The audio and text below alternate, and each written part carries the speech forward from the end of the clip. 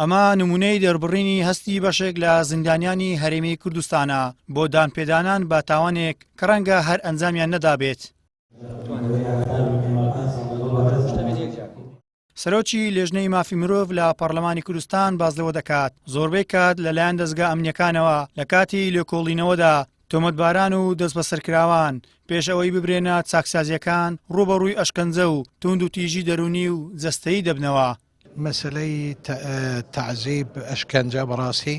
خۆی بەشی حرە زۆری ئەشکەنجەکە پێشەوەی بگەن بە چاکسازیەکانە لە کاتی تحقیقایە لە کاتی دادگایکردن لە کاتی تحقیقە بە زۆری ئەمە دەکرێت ئەمەش بە زۆری لەلایەنە ئەمنیەکانەوە دەکرێتن پۆلیسە ئاسایشە بەڵام هەوڵ دەدرێت بۆ نمونە ئەم کۆبوونەوە وەکو کۆبوونەوەی ئەوڕۆ یەکێکە لەو هەوڵانەی بۆ ئەوەی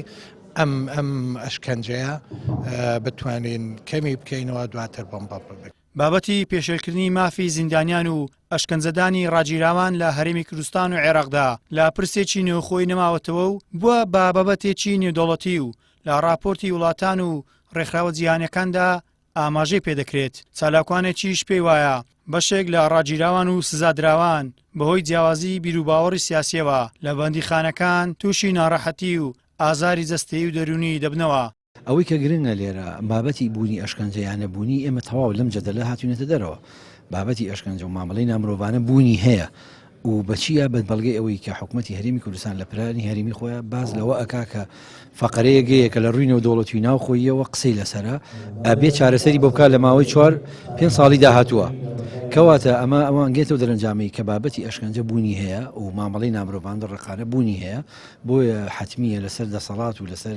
دام و دەستگای حکومی کە ئەم بابەتە چارەسەر بکات بتوانم بڵێم 1100 ئەوەنم لەو تۆمەتبارانی کە بینیمانن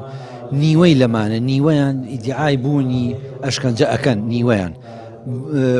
لەگەڵ بوونی کەیسیشە و تەمان تۆمارکردنی سکاڵا قورسترە ئەتوانم بڵێم 50 نزیکەی 50 کەس سکاڵای تۆمار کردووە لەسەر ئەو بابەتە. بەپێی راپۆرتەکانی ڕێکخراوەکانی مافیۆڤی جیهانی دۆخی زیندانیان و ڕاجیراوان لە بەندیخانەکانی حکوومەت و هێز ئەمنیەکان لە هەرێمی کوردستان وەک پێویست نییە ئەو مافانەی بە یاسا بۆیان ڕێکخراوە لە بەندیخانەکانی هەرێمی کوردستان بوونیان نییە. گەیلان سابیر، کەناڵی ئاسمانی پەیام، هەولێر.